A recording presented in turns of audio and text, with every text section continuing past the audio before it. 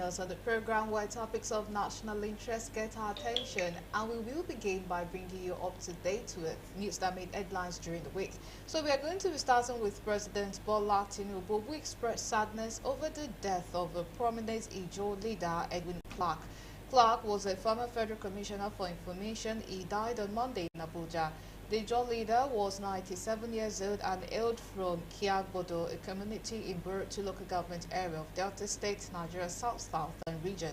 Also, the Nigerian Education Loan Fund, NEA-Fund, says it disbursed over 22 billion naira under the student loan to 215,514 students.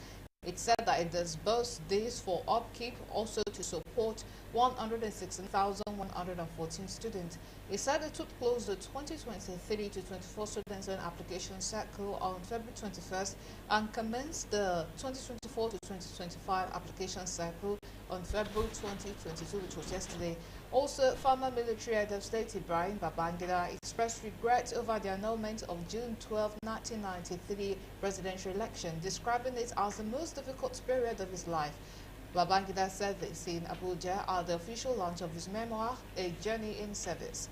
And now to stories that get our attention today. The Nigerian Senate on Wednesday summoned National Security Advisor, Director General of National Intelligence Agency and the State Security Services on the claims that United States Agency for International Development, USAID, has funded global terror groups, including Boko Haram.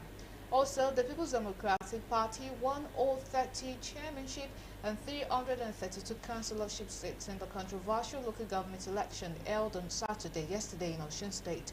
The Osun government proceeded with the election despite advice of the police and Attorney General of the Federation that the election should not be held because of the February 10 appeal court ruling that allegedly reinstated previously sacked council officials. These and many more get our attention today. It is indeed my pleasure to welcome you to today's episode of Firecrackers. My name is Iribami Salako. Now with me here in the studio, Dr. Adetukambo Pierce, PDP Chieftain. Thank you so much for being here with us today. Good afternoon.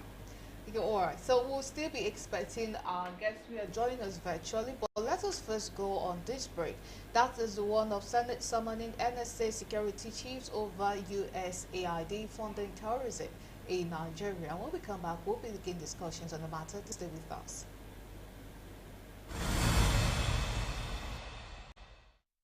The Nigerian Senate summoned the National Security Advisor, Nuhu Ribadu, and heads of all security agencies, including the NIA, DSS, and the IA, to address allegations of USAID sponsoring Boko Haram. The Chief of Defense Staff and the Chief of Army, Air and Naval Staff have also been summoned. The summons follows allegations made by U.S. Republican Congressman Scott Perry. Senator Ali Ndume raised the point of order during a Senate session on Wednesday, emphasizing the urgent national importance of the matter and the need for collaboration with security agencies to uncover the truth.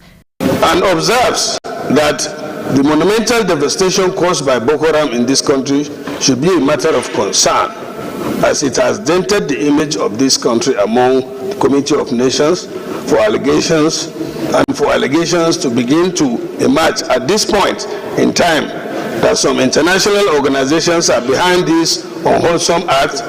There is the urgent need for steps to be taken by the federal government to unravel the mystery behind this whole episode. Senator Abdul Ningi, a co-sponsor of the motion, voiced concerns regarding the potential misuse of foreign aid in conflict zones.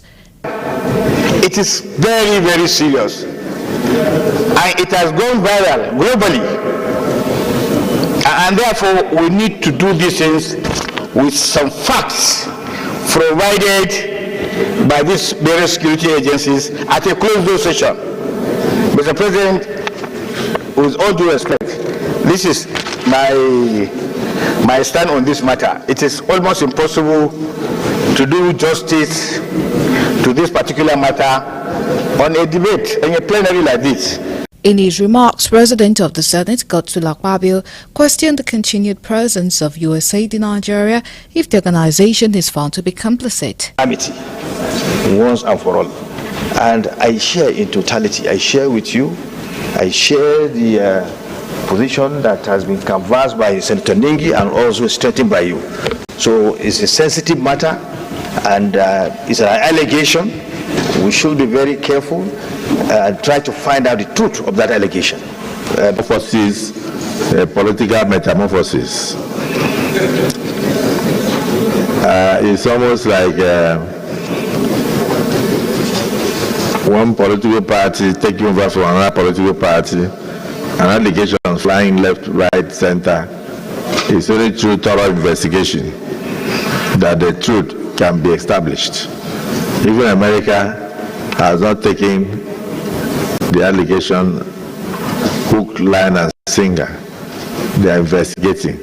National Security Advisor and head of security agencies are to brief the Senate over the alleged sponsorship of Boko Haram by USAID.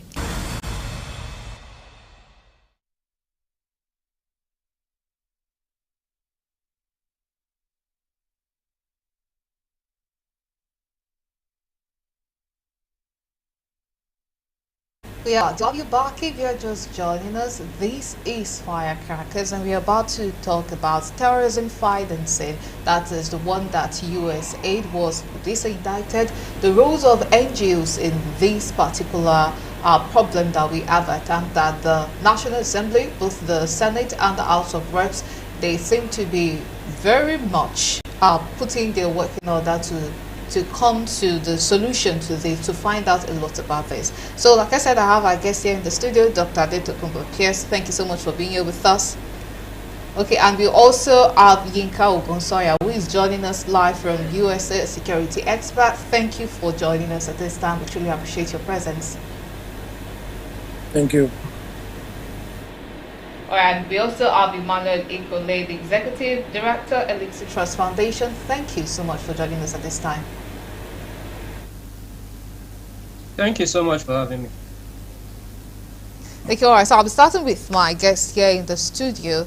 A lot of things have been happening recently, but especially when it comes to our relations with the United States of America, they're stopping funding for a lot of developing countries, which a lot of people did not like.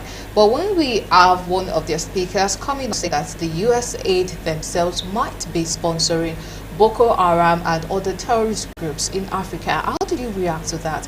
Is there even possibility that that is possible? Let me try to explain what I know about the way the system works. USAID indeed funds organizations.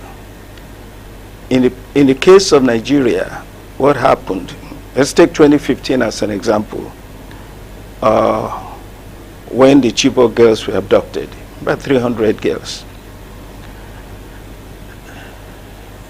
USAID, federal government of Nigeria, had informed the then governor of Borno State, who is now vice presidential, that Boko Haram was operating in the area. It might be dangerous to hold the examination. But he ignored the information, went ahead and had the exam. The kids were abducted, and now they started blaming Jonathan that it was his fault that the kids were abducted. At that point in time, Boko Haram was on the rampage. It had captured many villages. It was in many places in the north. Consider what happened before that 2015 election. These leaders in the north were using Boko Haram to harass Jonathan. They were the ones, look, one, Muhammadu Buhari was alleged to be a supporter of Boko Haram because at one point in time, Boko Haram suggested that in the discussions between Nigerian government and Boko Haram that Muhammadu Buhari should represent them. What does that tell you? Secondly, Muhammadu Buhari himself said in the run-up to that election that a war against Boko Haram is war against the North. What does that tell you? There's another allegation coming out recently that the chairman of Boko Haram, the leader of Boko Haram, was governor of Kaduna, El-Rufai. There is no smoke without fire. And I think what happened was USAID would fund something like rural electrification in the north, let's say. They will fund rehabilitation of refugees and so on. Now, when they put in the money for these things, housing, schools, all sorts of things USAID does, the point is what happens to the money? How does it get into the hands of Boko Haram? It gets into the hands of Boko Haram because of these corrupt, these fraudulent leaders, such as the ones I've mentioned who have been attached to Boko Haram. They now use organizations like Boko Haram for their own political interests. That is what happened in Nigeria with USAID. Forget about the congressman who said reform. It's just a statement. The details is what I'm telling you now. Yes, indeed, USAID funding gets into the hands of Boko Haram and terrorist groups. Sometimes America itself uses the terrorist groups against their opponents. If they're fighting Russia, for instance, and there's a terrorist group that they can work with to fight the terrorist group or to fight Russia, they will use that. That's always been the case of colonialists and so on. So it's a question of power.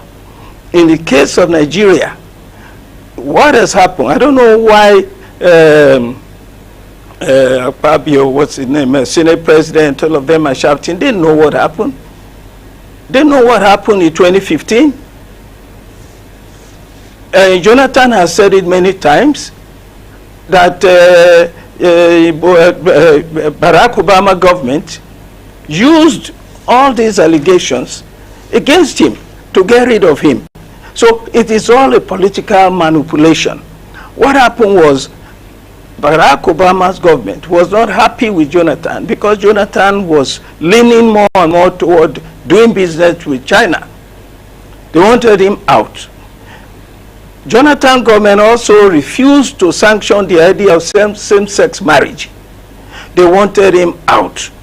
So when the Boko Haram issue, when the Chibok girls issue arrived, what happened was Shetima and co. seized the opportunity that America was not happy with Jonathan. They wanted Jonathan out. So they colluded with Boko Haram to terrorize the whole place and make Nigeria ungovernable for Jonathan so that he will lose the election. That's the politics behind this USAID. Don't blame America, blame our own local corrupt politicians, and they are still in government now. Okay, so you want us to look at it from the angle of do not blame the tempter, blame the temptee, so to speak. No, the point is that USAID, it is not only in Nigeria that this happens. Many places that they send funds to for development. You see, there are two aspects to the way USAID works. Of course, USAID, no government, especially European governments from fellow countries, they don't do anything that is not in their own interest. So if they are sending money to a certain place, they're sending funds to a certain region, they are expecting some results. They want that region. For instance, I believe that there is some truth in the allegation that some funds were sent to the north to slow down the birth rate. I believe it because America doesn't want an explosion of population in Africa because it will become manageable, whatever, for their political reasons. The one of the meningitis vaccine that was that vaccine and other ways that they try to control population. That is an aspect of USAID that is in the interest of the Americans. Now, there's another aspect, which one, the one that concerns me most, especially now we are talking about funding Boko Haram as if America, what would be their reason? They're either funding Boko Haram because they want chaos in the area to kill off people. It's difficult for me to believe the American government wants to kill off our population to keep the population down. There is that allegation, there is that theory. I don't subscribe to that theory. The one that I subscribe to, it happens all over the world. Boko Haram sends, USAID sends funding to Afghanistan for development of education. What does the Afghan government do? They seize the money. They develop male education. They don't allow girls to go to school. Now you say USAID is funding Taliban and terrorists. No. You see, so this is what happens. The local powers that be, they seize the money. It happened in the Sudan. 200 schools, I believe, they were supposed to have built. At the end of the exercise, they look, no, not one single building. Not one. Where is the money? It's between, of course, USAID personnel, they are not perfect, they are human beings, but it is the interest of the local people to make sure that the money that was sent for local development is used in the interest of the people, not the interest of the politicians, who want to use it either for themselves, to enrich themselves, or to empower themselves by using it to get rid of the opponents in politics. Okay, all right. So now let us have the opinion of Yinka Ogunsoya, what I would say has much experience when it comes to issues of conflict resolution, especially in other countries around the world. So let us look at these allegations, a very big one that we have with us at this point. What are the possibilities that foreign aids, especially from organizations as big as USAID, they might be funding terrorism in other countries around the world? What's the probability of that happening? Good afternoon once again. Thanks for having me. Thank you. So, to blatantly say USAID is funding terrorism without having proper investigation and direct links will be committing some kind of hearsay or trying to just rush to conclusion on the issue. I've been dealing with this Boko Haram issue prior to 2015 and speaking on it and trying to make sense out of it.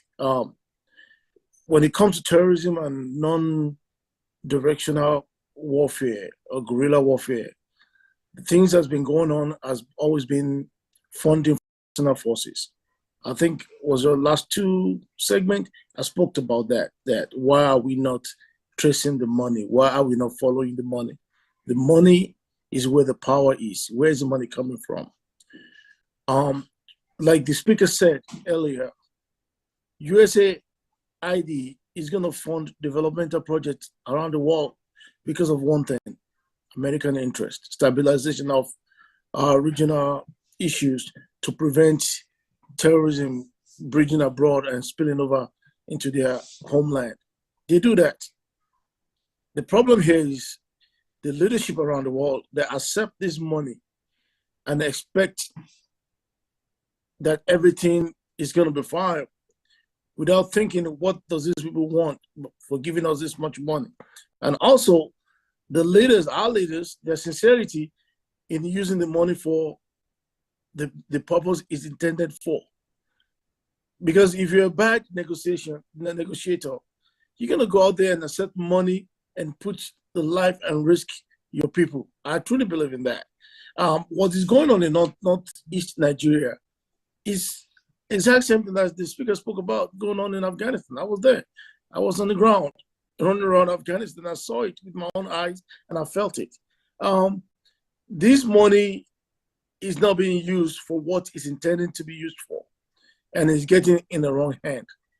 How do we prevent that? That should be our focus right now. Instead of trying to point fingers at different actors at different particular time and pitching groups against each other. This is a part of our history that Nigeria has to actually come together and move forward with one voice. If we cannot do that, and we continue to dance to the tune of the colonial masters of divide and rule tactics, then we're going to get the same result. You know, it's like you're doing the same thing over and over and you're expecting a different result. It's not going to happen. We have to take control of what we believe is ours, our future plan, and come together as one and be able to move forward. This northern, southern, eastern thing is going to continue to eat our fabric without having a conference to resolve and heal the wound of the past.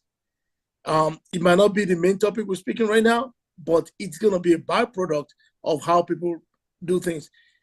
Voting, everybody votes mostly along ethnic and tribal lines, unless somebody wants to, and everybody protect those interests based on the tribe and ethnic groups. So one thing that if a southern president is doing something, somebody in the east or northern part will see that's against them. If we don't come with a uniform voice, we will continue to have this. Somebody is going to collect money from external factors and allow them to do whatever they want. So let me quickly go back to the a case study in Congo. I don't think there's any time in Congo's area where there's been peace. I attach this to mineral resources, valuable mineral resources. If you look at Boko Haram emergence, there's been some Maitastini back in the days, in the early 80s, that was developing, but it wasn't as strong. But if you look at the onset of discovery of large volume of gold in Zamfara area and the emergence of Boko Haram, you can kind of put a parallel to it, which is similar to what's going on in Congo. Whenever there's this huge volume of natural resources that can be carted away, somebody within those local countries are bribed.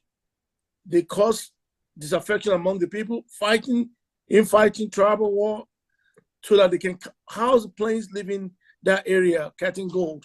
I mean, it's not a rumor anymore. Same thing happened in Niger, coming in to pick up uranium. So either the US, Russia, Britain, whatever Western power or Eastern power you want to talk about, they do not have Nigerian interests at heart. That's what our leaders need to understand.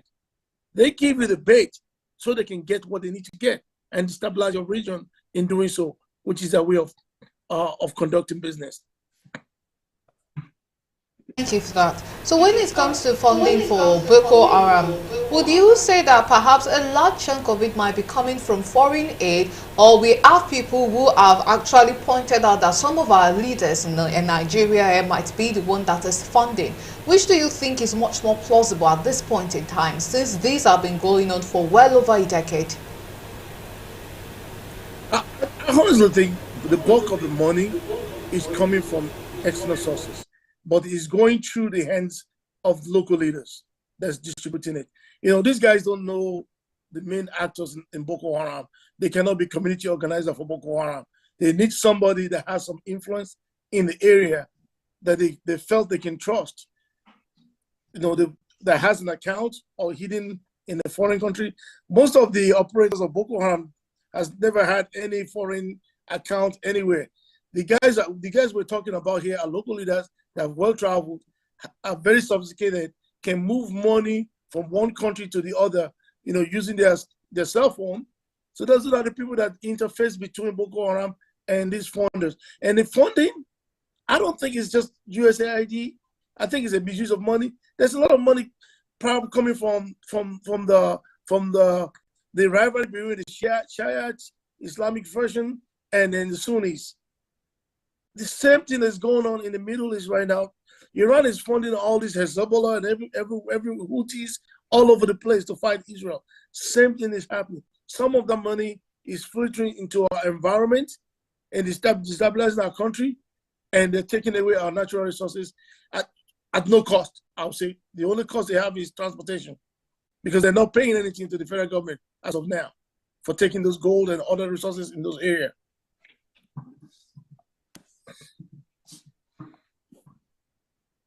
Who is the Executive Director, Elixir Trust Foundation.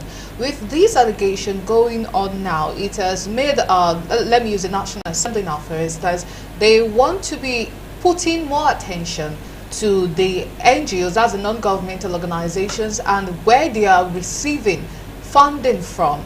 Do you think that at this point in time, this is the right thing to do, or perhaps they should be looking, well, of course, we know that every money coming into the country now has to be investigated. But let us look at NGOs now and the role that they have to play in perhaps helping to sponsor or helping to fund terrorism, and that is with receiving this large chunk of money, and then instead of it going for development, then it is going for the, well, still development, but for the terrorists now, not for the benefit of humanity.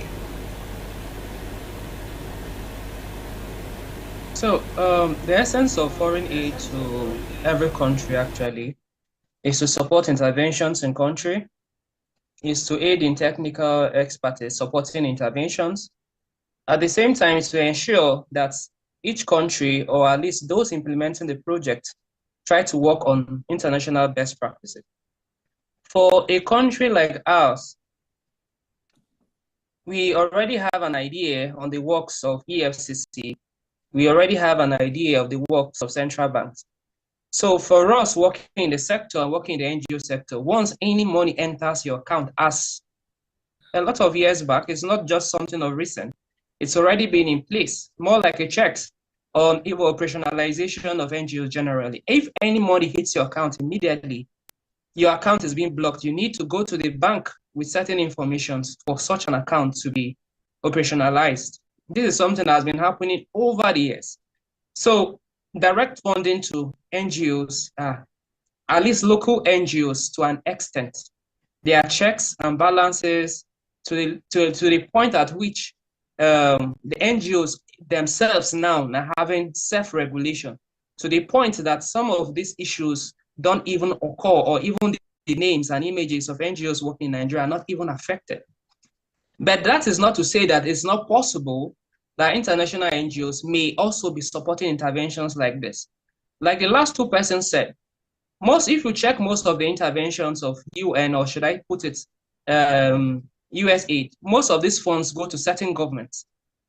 It does not, most times they don't really come directly to NGOs. If it comes, maybe there are very few, and it may also be international NGOs.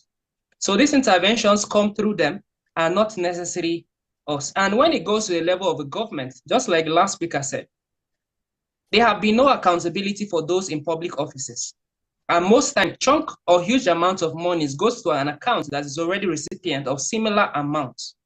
So state governments have been receiving several amounts in billions. And most times, if you also look at the state budgetary allocations of some states, you see that the international body is supporting the budgetary implementation for, or supporting with funds to ensure that their budget or their project for that particular year it's been implemented. But the big question has always been the absence of accountability in any sector in Nigeria. Maybe, let me say to an extent, only the NGO sector, to some extent, it's been audited. So these funds come in and go out. At the level of NGOs, they may be reporting, they may be audit, there may be financial payments at different times, be it to the FIRS, be it to TXC filings and all that, to ensure that accountability on funds received. But to the government, and just like the first person also said, these funds come, even when certain persons are being fingered to be responsible for these evils in our society, we still promote them. Same persons will still go further to become leaders, no checks. And if you look at also interventions in some places where people have been displaced, most times this displacement happen because of resources, just like also the last person said. And whenever you also try to call on the attention of the federal government to come and ensure intervention in some areas and ensure return, particularly, let me say Benue, Zamfara that was mentioned, and Niger, that some resources or thereabout are being found at those places, you don't see government intervention. They will delay, and these persons will end up being consistently in camps. And consistently, the federal government will continue to ask for more funds to come for intervention, security. These security funds that are being going to state governors, how many of them accounts for it? So as much as there are certain persons benefiting from these security funds being given to governors and over again, there will always be insecurity. So whether there's sponsorship from outside or not, there's also politics involved in almost every decision being made in the country. And to a large extent, the federal government has to come out and clear its name. The state government has to do the same. And for us, just like I said earlier, there are already evidence of how we spend, receive, and who we are receiving such monies and how we are spending it. If you don't even have that clear explanation, you won't even have access to that money for us at the NGO level. So I believe there's need for accountability across all sectors. And if people fail to account for monies in their possession or how it's being used, such persons should be held to account, which is something that has been lacking for a lot of years now in the country. But if that is being done, some of these cases will already defend itself, and such persons already be in correctional centers already before even such allegations will come up in the first place. Okay, all right. So with this situation that we have at hand now, it seems that if the federal government really wanted to do something about targeting the sources of funding for insurgency in Nigeria, they would have been able to do it. So would you also agree that the reason we still have terrorism still on the rise in Nigeria, would you say it is also because of lack of political will to deal decisively with them?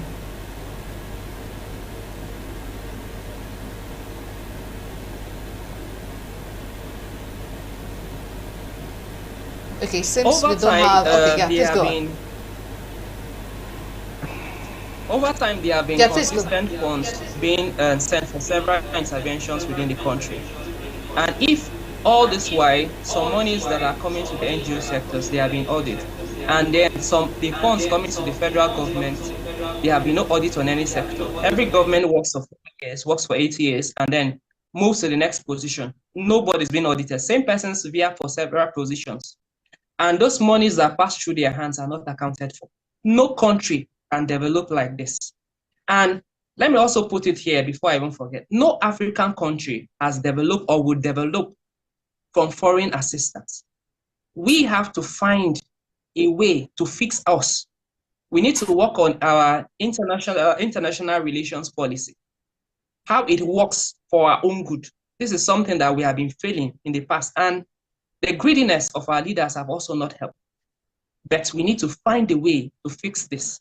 National Assembly and National Assembly, the House of Senate, House of Rep, they also need to wake up to their functions of oversight on the executive.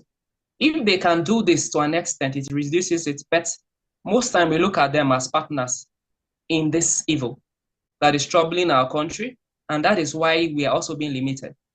So, but we are hoping that if accountability can be a watchword, some of this crisis situation can still be addressed.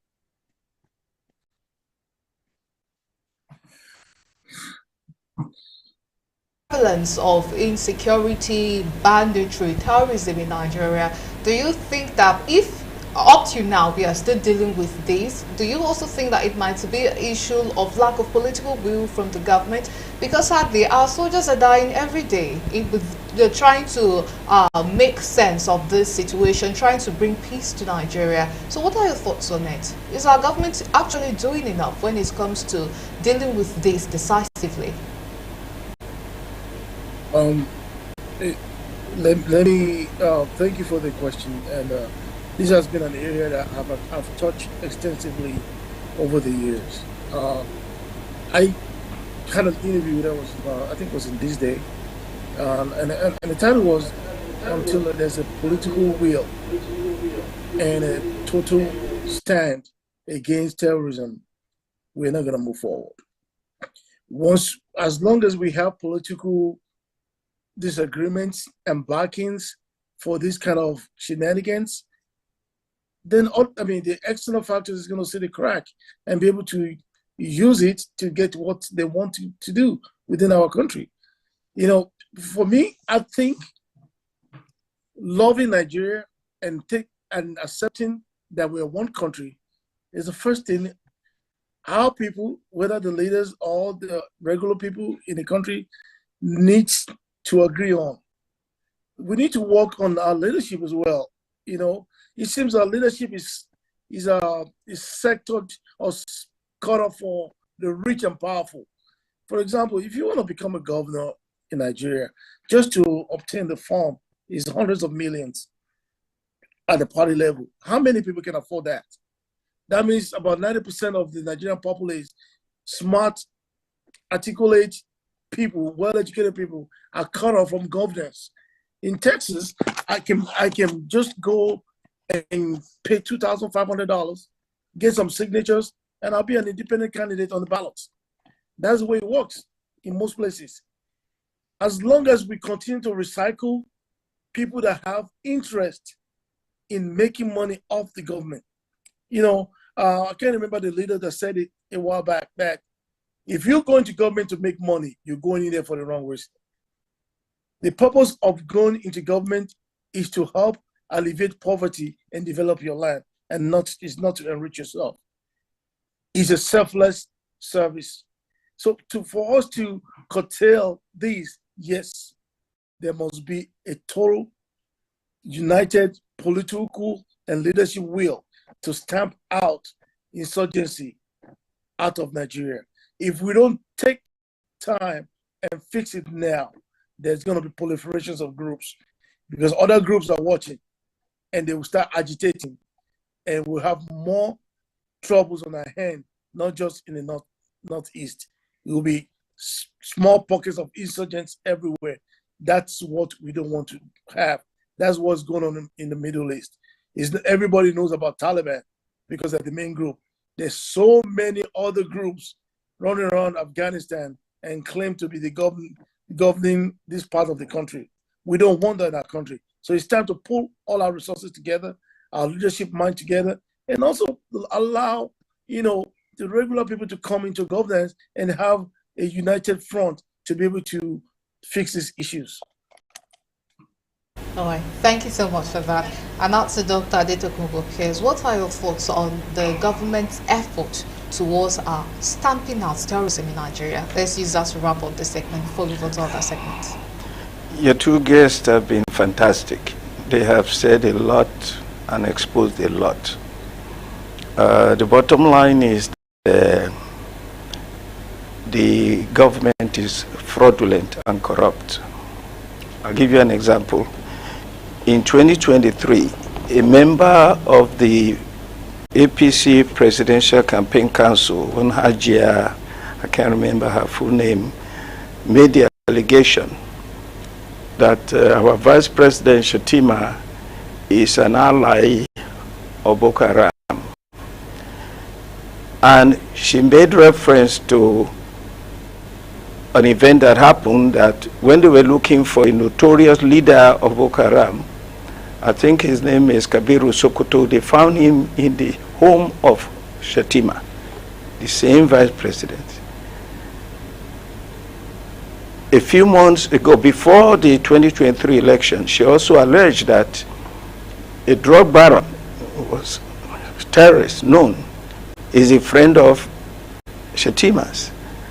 So the point is that the way this works, you can see that the NGOs have nothing to do with this. The NGOs are policed by federal government. You cannot even register if you are not clean, if you are not accountable. When it comes to keeping everybody under check and making them accountable, the government knows how to do that. The problem is the government doesn't keep itself accountable and is not responsible for taking care of the people. That is the bottom line. When the money comes from this international groups, I said before, as one of the guests said, the governments have their own interests. Of course, they have their reason for funding one group or the other. The point now is, what does the government of that country do? I've always said that the reason Boko Haram has been able to function and survive for so long is because it has access to rich minerals, uranium, in the Borno-Bauchi area. This is rich in uranium, and it is that uranium that they've been selling to foreign countries. The point is, who should check the sale of our natural resources to foreigners? Don't blame the Chinese or the Americans or the French who come to grab our gold, our bauxite, our phosphate, our uranium, our lithium, if they can get away with it. It is a role of the government to keep these things in check so that you must starve. It is the federal government that must starve terrorist groups from getting funding, from keeping alive. But they're not doing it. Rather, they are colluding, as in the case of the vice president. It is on record. So many, now El-Rufai is trying to get himself out of trouble. He's not going to get out of trouble because the hands are too dirty. They have done too many criminal things with criminal groups. Now, if you are going to use these criminal elements to fight your fight for your political gain, you can't keep them in control. Sometimes they support these groups to come out. They let them have small ammunition, guns, and so on. After the election, they have won the election. That's what happened in Boko Haram. Boko Haram came in because the 2015 election, they used the leaders in the north used Boko Haram to terrorize the presidency. The presidency now lost. They now became president. Buhari became president. Don't forget what happened. Immediately Buhari became president. Boko Haram, they were insisting that we had a deal. You must give us this state. You wanted to give us this state. They nearly assassinated Buhari because they said he didn't keep his word. This is the problem with Nigeria. So USAID is not perfect.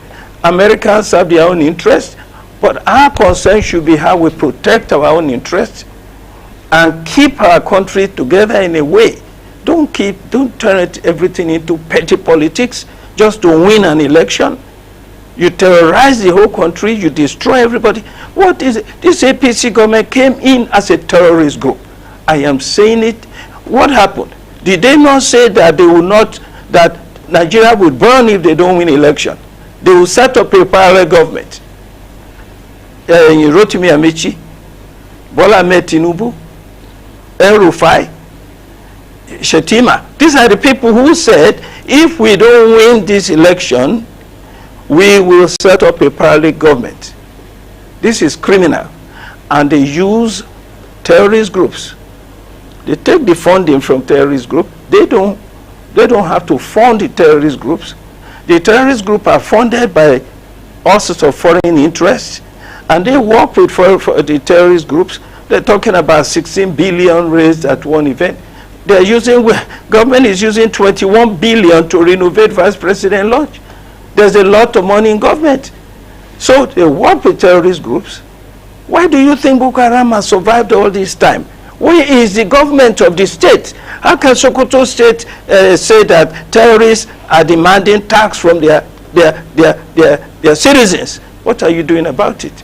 The government has failed the people. That is where our problem is, and not what USAID has done. All right, thank you so much for that. I think it's time for us to move on to our next topic.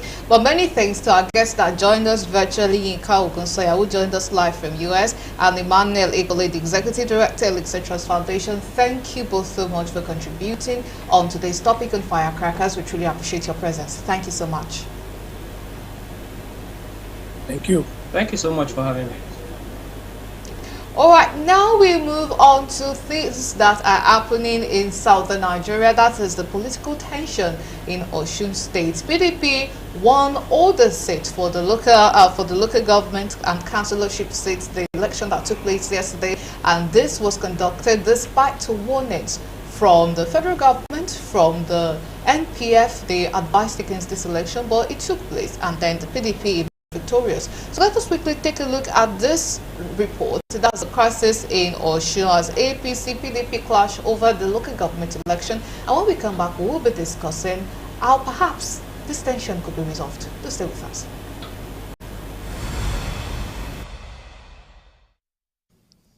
The state government argued that the judgment did not restore the sacked chairman to office. Attempts by some APC members to carefully take over council secretariats led to violent clashes with PDP supporters who resisted. The move led to the crisis in several local governments. Both Bolawole and Olaleye agree to need for an overhauling of the system. Why is it difficult for our politicians to settle matters amicably without resorting to violence?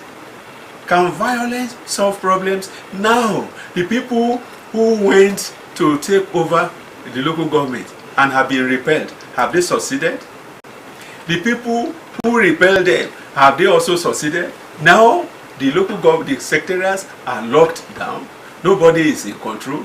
Neither PDP or no APC is in charge now. And who is suffering? Is the people. Governance in those local governments will suffer. And this is a case of when two elephants are fighting, it's the grass that suffers. So I do not think that it is elders in Yoruba land. They said Yoruba people have a problem. They will make sure that the neck of the baby is not bent on the back of the mother. They will, hey, the way you are back to baby, mommy, wait, the way you are back to baby is not, they will help her to straighten the neck. That's the job of elders. Where are the elders? Are they going to tell us that they did not see this crisis coming, that it was similar? We have a first-class obas in that Osun. Can't they call the two of them, the governor? Ijabike, Galaxy TV News.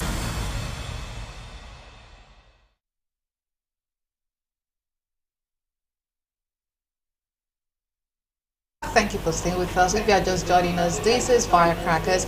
You missed quite a lot, but don't worry, you can catch up with us on our Facebook page. We streamed live on Facebook. And now to the topic we have at hand, that is the political tension in Osun State.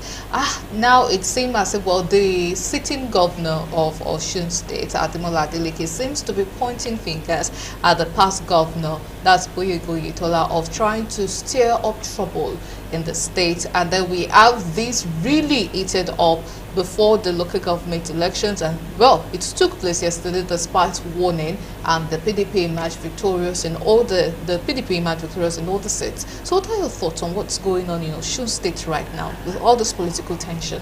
First and foremost, you said in spite of warning from the federal government that they shouldn't hold the election, they were able to hold the election because a high court in Osun State gave them permission to hold the election, so it was legally held. Now, the genesis of this problem is that when the former governor was about to leave office, about 2 or 3 weeks before he left office, he quickly arranged for an election of council officers. And they got in, and he lost the election. And then when Adeleke came in, Adeleke said that election was a bust election because you knew what he wanted to do. You see, the whole structure of our local government, of our state election, is very faulty. There is no state where the governor belongs to one party and would allow the state assembly or the council members to come from another party. They always make sure they win everything. It's a farce. That's what happened in Osun now. But the reason why Adeleke was insistent was because this is what all of them do. If Oyetola had his way, Adeleke will be governor, but the assembly and the council will all be APC, and they never let him govern. They will frustrate him, the people will not enjoy anything, there will be no progress, no attention to issues, nothing. Like Rivers State, for instance? Well, that's the kind of problem you're going to have. So that's the reason why he insisted that, so he went to court, and court granted him that these councillors who were hurriedly brought in could be sacked. So he sacked all of them and said, now let us have a proper election, which is what he tried to do last Saturday, and which Oyetola objected to. Weeks before this election, Oyetola had been with the APC, of course, in the state. They've been creating all sorts of problems, basically insisting that those councillors must stay in place and continue to harass the government. That was the problem. And Adeleke fought against it. Unfortunately, what Adeleke did is the only way that you can have a semblance of sanity in Nigerian politics. You don't allow them to walk all over you. You are the former governor. Take a back seat. Let us go to election and see what happens. They want to destabilize Osun State so that when it comes to 2027, when they have a re-election, the governor will not be able to win because all their place, APC will be in place in the assembly, in the council, and they will manipulate all the election. That is the problem. Okay, all right. And now that with the way things turn out, do you think there might be some implications, despite the fact that they did have permission to conduct the election, because we know that the court directed the Osun State, the election council in the state, to still go ahead for the election.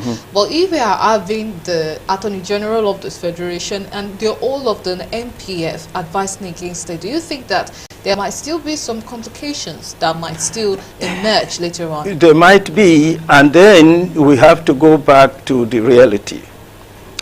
The problem with this country, everybody that Tinubu has put in place have been people that he can use and manipulate his right-hand people.